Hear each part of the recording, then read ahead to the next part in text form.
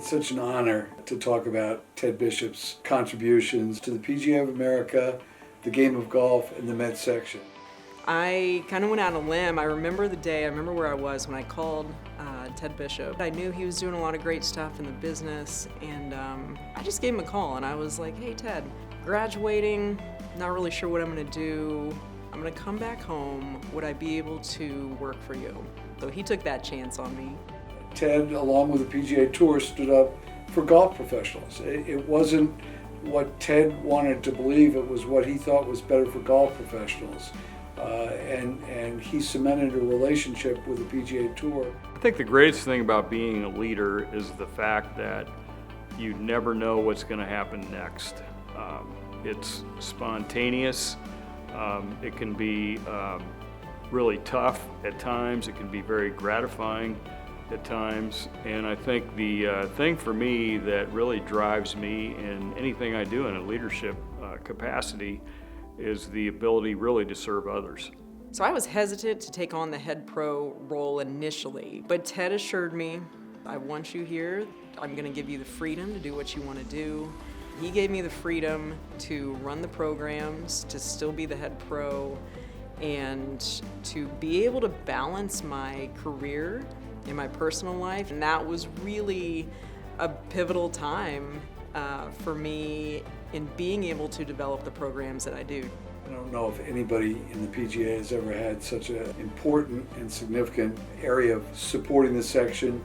The combination of bringing 3 major events of golf to the Met section within a decade rests very, very strongly on Ted Bishop's shoulders. We had just made the announcement at Bethpage that we were going to have the PGA Championship and the Ryder Cup there.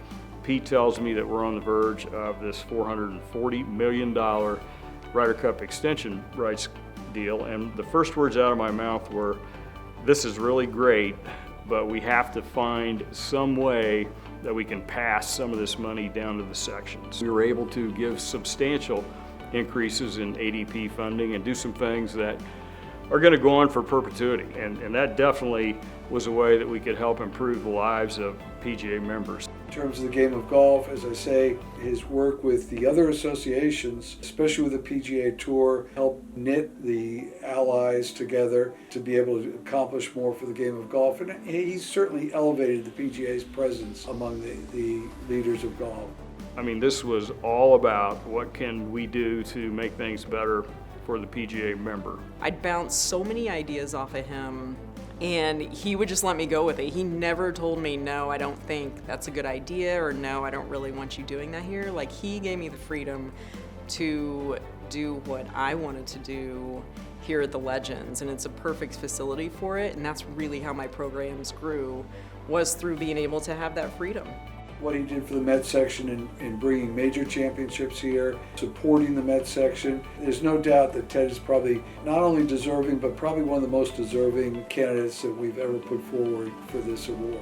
Met section, 10 years after my time is all done, decides that they want to recognize me for things that happened during my time as president that impacted them.